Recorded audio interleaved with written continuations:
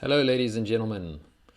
So in this video we are going to go through the activity that you hopefully just attempted yourself to kick off this topic on gathering audit evidence, specifically looking at substantive procedures.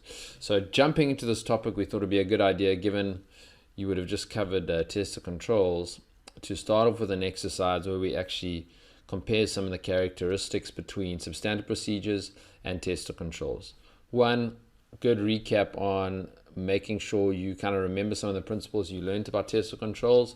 But two, it's also going to provide you with the opportunity to reflect on your understanding of substantive procedures before you even get into the lessons.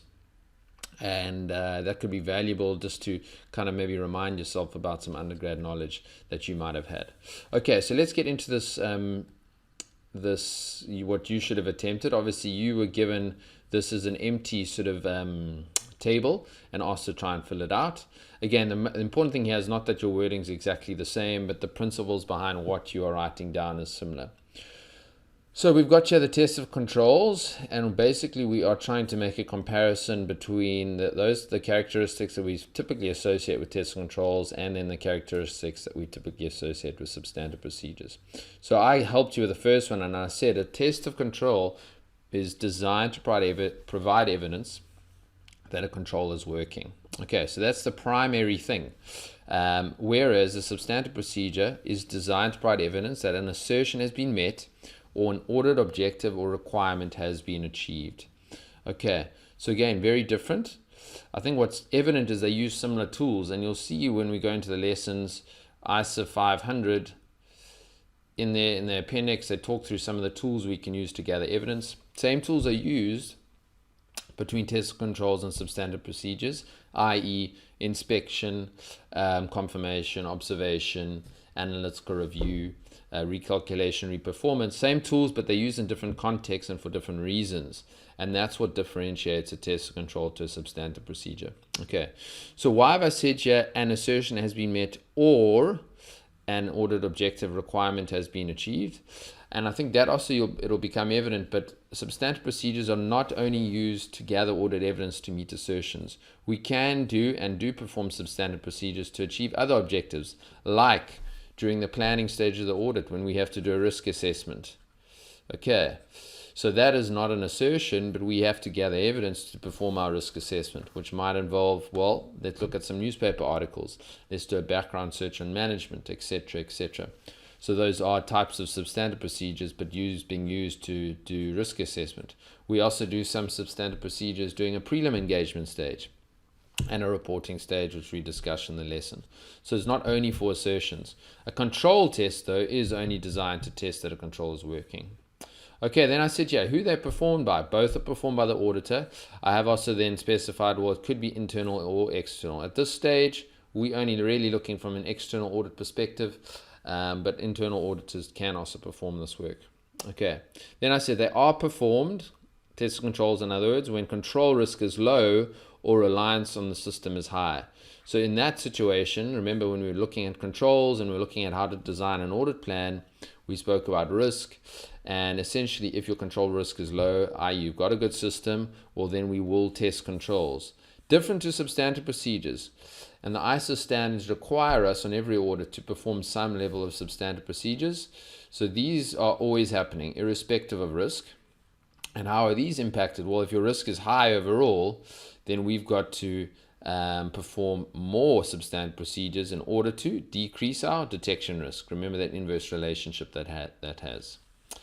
Okay, so there's another difference. The extent of the testing is impacted by, from a control perspective, largely by the frequency of the control, in other words, how often those controls happen.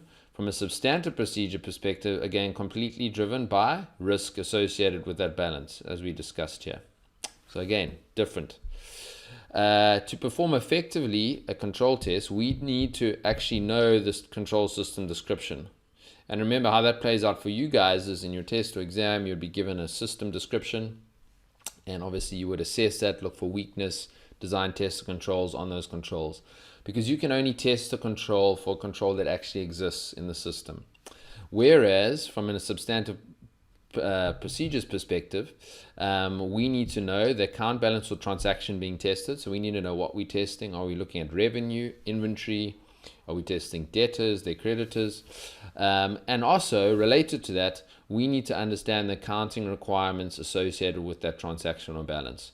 So one that could be driven by, well, how they have to recognize it, but it's also affected by the accounting policy they may have adopted, because sometimes you're given the choice in accounting policies. And so we got to know what accounting policy has been adopted, and then what is required from IFRS in order to gather appropriate evidence to check that they are complying with their requirements. So that is important, and again, another important difference. Okay, evidence is gathered from source documents and people used in the control system. So remember, those provide kind of our audit trail, the cycle of documents, the flow of information that could start with a purchase order. It could start with a customer accessing a store or a budget, and that flows through to maybe an invoice or a receipt or a delivery note, ultimately to being in the accounting records. We use those documents as ways to ensure that the controls are being implemented as they should. From a substandard procedure perspective, we use the same documents, and that's what's interesting. We are also using those same documents, but we use them for different reasons. And I think that really plays out here in my example below, when we talk to how the same document can be used, but from a test control perspective, it's used for a different reason as opposed to a substantive procedure perspective. Okay, so they help us identify controls that are not working as designed. That's what the kind of a test control can do. Whereas a substantive procedure helps us identify misstatement, which could be due to fraud or error. Okay, so that's what the objective of those are.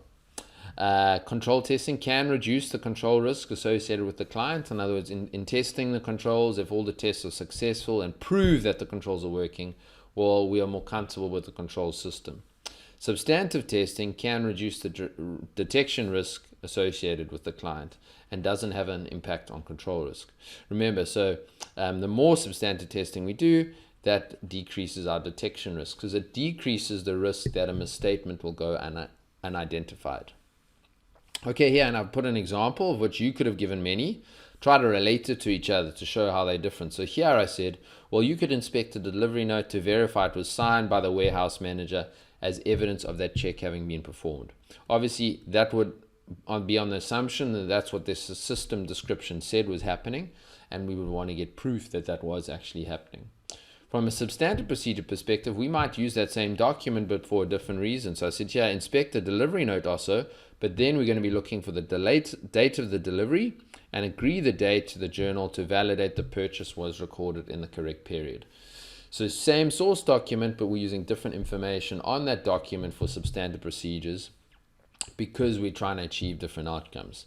This test would have helped us prove that the manager is performing their checks, testing the control is working. This test is helping us address the cutoff assertion to ensure that they're only recording, here would be inventory purchases as and when risk and rewards have transferred. Okay, so hopefully this exercise opened your mind up to those differences, and the next few lessons are going to then actually kind of cement some of the theory behind substantive procedures before getting into your practical questions. Thanks very much.